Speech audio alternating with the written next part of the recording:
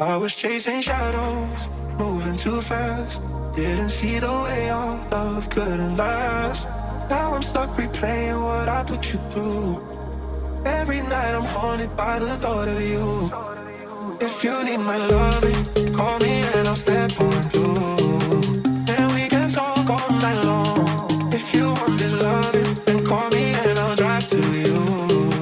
And we can touch all night long. Just call me and I'll come through.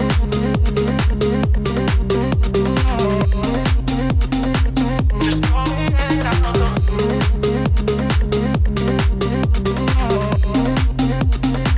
Just call me and I'll come through.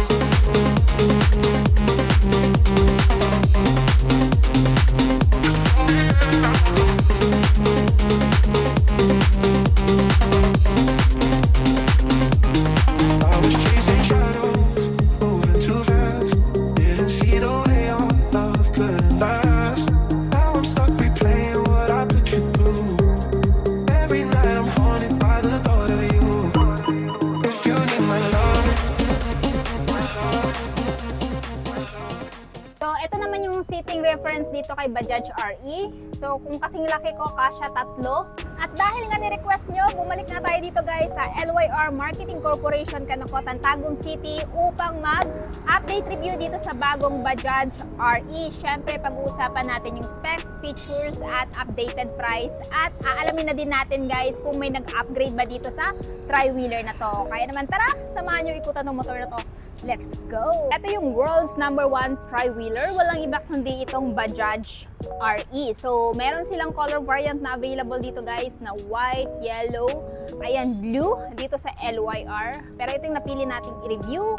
So, before muna natin ikutan to guys, dito na muna tayo sa kanyang technical specification. This Bajaj RE guys, ito ay powered by 236.22cc. So, kung before guys, 198cc siya, ayan, nag-upgrade siya pagdating sa kanyang displacement. Tapos ito ay 4-stroke, forced air and oil-cooled DTS FI engine, kaya napakatipid na sa gasolina. At ito ay merong lakas na 7.6 kilowatts at 4,500 RPM. And max torque of 19.2 Newton meter at 3,250 RPM. So, ganun kalakas yung hatak nitong tri-wheeler na to guys. Marami kasi nakikita mga video na tri-wheeler. Ayan, sinasabak nila sa uphill. And ayan, namangha ako guys kasi kayang-kaya pala ni Bajaj RE ito gamitin pag halimbawa iaakyat sa mga incline na lugar or sa mga uphill. So, nga pala guys, kanina nakita ko lang puti, yellow at blue. Meron pala silang isa pang color variant na RE which is itong red. Ayan. So, of course guys, nandito pa rin yung kanyang windshield. No? Napakalawak ng windshield. Parang sa ganon, visible sa driver yung daan. And then, meron siyang wiper. Of course, ito pa rin yung kanyang wiper. Hindi pa rin naman tinanggal. And for me, goods na goods yan para pag umulan or malikabok, ayan, mas klaro na yung daan. And then, ito yung kanyang turn signal light. Ayan, naka-bulb type pa rin yan guys. And of course, yung kanyang headlight naka-bulb type pa rin. Tapos nandito pa rin naman yung kanyang emblem na Bajaj RE. Then, sa mga nagtatanong pagdating sa suspension ni RE guys, check natin. Naka-single shock suspension siya sa front. Ayan. Pero siya tire size na 4.00 by 8. And then, pagdating naman sa side profile niya guys, ganyan yung itsura. Ganun pa rin naman, pero yung isa sa nag-upgrade dito kay Bajaj RE, kung before, yung upuan niya hanggang dyan lang, pero ngayon extended na. Kita nyo naman guys. O, diba? Talagang sagad na sagad yung upuan niya, kaya naman kahit 3 kayo dito, kakasya kayo. Tapos ang kinaganda pa dito, meron din siyang, ayun, meron din siyang compartment guys. Tapos meron pa siyang spare tire kapag halimbawa na flat na yung tire ninyo. Ayan. So, meron siyang spare tire, tapos nandito yung kanyang baterya. Ayan, syempre meron din yung free tools. So, kapag halimbawa na flat yung gulong sa harapan or sa likod, meron kayong pang palit. So, plus point sa akin guys, na in-upgrade yung kanilang seat extension dito. Parang sa ganon, hindi hawan. Ngayon is talagang hakop na. Ayan, hanggang dulo. So, ayan, kahit 3 tao kakasya dito. Tapos, yung pagdating naman sa seat, generous din yung kanyang seat cushion guys. Leather type pa rin naman, ganito yung texture ng kanyang upuan. Yun nga lang nakabalo to kasi bago pa, wala pa nakabili. Pero same lang naman sila ng texture na, ayan, brown leather type na naka-stitches. Guys, ang kinaganda dito sa Bajaj RE guys, yung mga upuan niya, pwede mong i-lift. Ayan o, balik na natin. Tating naman dito sa kanyang dashboard, ito yung dashboard niya guys. So, analog type yung dito, tapos dito digital. So, nandito yung speedometer, ayan, at tapos yung odometer. Ito yung fuel gauge, syempre pag pinandre yan, ilaw yan. Yung pangalan niya na Bajaj. Tapos dito naman, ito naman yung sa kanyang MP3. Ayan guys. So yung kinaganda dito, pwede ka maglagay dito ng SD card. Ayan, pa-downloadan mo ng music para pag habang nagbabiyahe ka, may music na lumalabas dito sa dalawang speaker. Dalawang speaker niya guys. And for me, goods na goods yan para hindi boring yung biyahe ninyo. O, diba? Tapos ito yung kanyang manibela.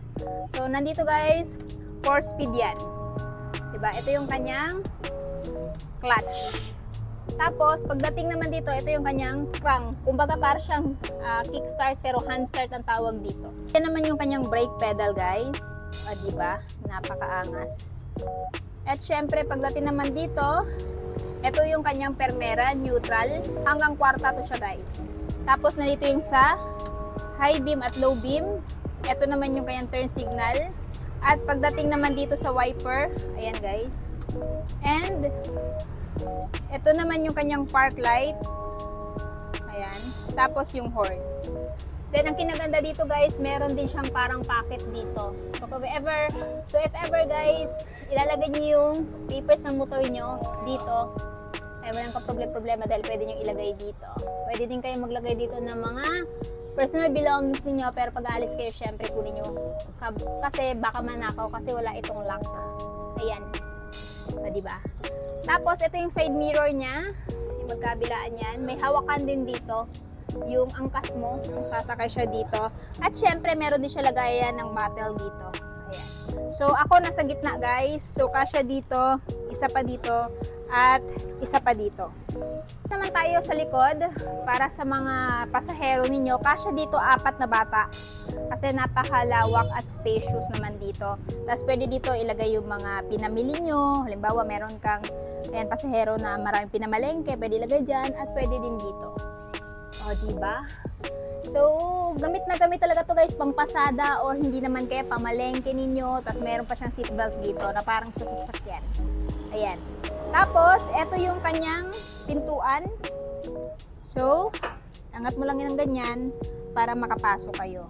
So, ganyan ka-spacious dito sa kanyang floor. So, ito naman yung seating reference dito kay Bajaj RE. So, kung kasing laki ko, kasya 3. Isa dito, ikalawa, ikatatlo. Pero kung halimbawa mga bata naman, kasya dito ang 4. So, sa pag-upo natin dito, comfy naman siya. At the same time, talagang relax kung ito yung klase ng tri-wheeler na sasakyan ninyo. Kasi aside sa napaka-generous na seat cushion dito, generous din yung seat cushion sa likod. And at the same time, may compartment pa dito at mayroon din compartment sa baba. Ayan. Comment down below kung ito ba yung klase ng tri-wheeler na bibilhin nyo ngayong taon. I want to know in the comment section below. At isa pa guys, meron kayong mapaglagyan dito ng papel or pamunas. Ayan, naka-rubberize na din yan. Ayan, stig. Ito naman kayo magpapagas. Ito nga pala siyang fuel tank capacity na 8 liters. So malayo-layo na din yung matatakbo nito kasi medyo malaking fuel tank niya. At syempre, sa mga nagtatanong, yung before na Bajaj RE is twin spark plug. Pero ngayon, single spark plug na lamang po. And for me, napakaganda niyan. Then, ito pala yung kanyang tire sa likod, guys. Eurogrip pala yung brand. At meron siyang tire size na 4.00 by 8. Ayan. Tubeless na din. Magpagmapako, hindi basta-basta magpa-flat to. Tapos, syempre, meron siyang rubber dito, pangharang sa putik-putik. And then, ito yung kanyang brake light. So, pagdating sa brake light niya, guys, naka-bulb type. Tapos, may emblem pa rin siya dito na Bajaj RE. So, kumpara kay Maxima, guys, yung kanyang cover sa likod na natataas o naangat, kay RE hindi. Pero mas mahal nga lang si Maxima. Ayan. So, ito yung kanyang back profile.